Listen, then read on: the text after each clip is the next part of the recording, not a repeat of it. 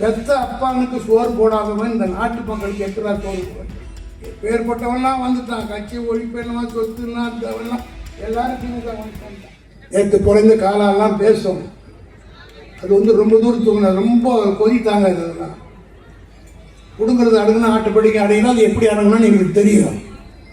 முதல்ல வந்தானா ஒரே வார்த்தை கேளுங்க, பெத்த அப்பானுக்கு சோறு போடாதவன் இந்த நாட்டு மக்களுக்கு எத்தனை சோறு போடுறது? போதுங்கள இந்த மாந்தாங்க குஞ்சாலாம் அதுங்களை கூப்பிட்டு உட்கார வச்சு மைண்ட் வாஷ் பண்ணுங்க. இவன் முன்னாடி போய் பெஞ்சு உடைக்கிறீங்களே, செவிரியறி குதிக்கிறீங்களே, இவன் யார் தெரியுமாடா? அப்பனுக்கே சோறு போடாம அப்பனையே மதிக்காம, ஆனால் என் தலைவன் அப்பனுக்கு மணிமண்டபம் கட்டி அப்பன் வழியில் நடக்கிற தலைவன் திமுகவில் இருக்கிறான்.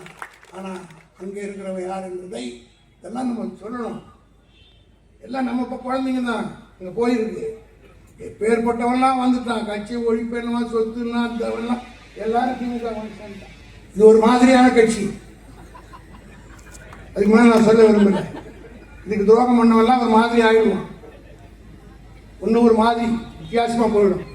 எத்தனையோ கட்சிகள் இந்த 75 வருஷத்துல வந்துச்சு. திமுகவை ஒழிப்பேன்னு சொல்லி தான் எல்லாம் வந்தான். எல்லாருக்கும் சமாதி கட்டி மலர் மாறி செலுத்து நம்ம எவனாவது அதுக்கு ஆசைப்பட்டானா திமுக ஒழிக்கணும்னு சொல்லட்டும். அதை பற்றி நமக்கு ஆட்சேபம். தமிழ்நாட்டிலே ஏறத்தாழ 6000 குழந்தைகளுக்கு அப்பா யாருன்னு தெரியாது, அம்மா யாருன்னு தெரியாது. அப்பாவும் செத்து விட்டாரு, அம்மாவும் செத்து விட்டாங்க.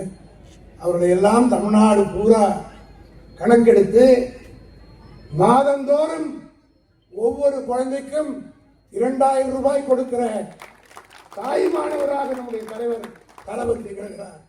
எல்லா திட்டத்தையும் விட எனக்கு ரொம்ப பிடிச்சமான திட்டம். காரணம் சொல்றாரு, அப்பான்னு சொல்றாங்களே தப்பு. நான் கேட்கிறேன், இந்த 18 வயசு வரையில அந்த குழந்தை கொடுக்க போறாரு. 18 வயசு வரையில படிக்க வைக்க போறாரு. டிகிரி படிச்சுட்டு அவன் கலெக்டராக வரும்போது, தாசில்தாரா வரும்போது அவங்க அப்பன் பேர் என்னன்னு கேட்டா யாருன்னு போடுவான்? சத்தியமா ஸ்டாலின் தான் எழுதுவான். அப்பா என்று தான் எழுதுவான். அப்பா என்று போடாவிட்டால் கூட நாடியர் என்று எழுதுவான்.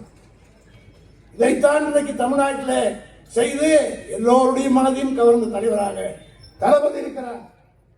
தாங்கிக் கொள்ள முடியாமல் எடப்பாடி வைத்தறிச்சலின் காரணமாக எதையோ பேசுகிறார். குடும்ப அரசியல் சொல்கிறார். இங்க கூட குடும்ப அரசியல் தான்.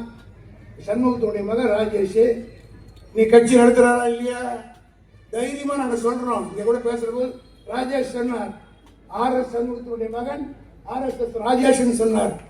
இப்படி தைரியமா சொல்றோம்.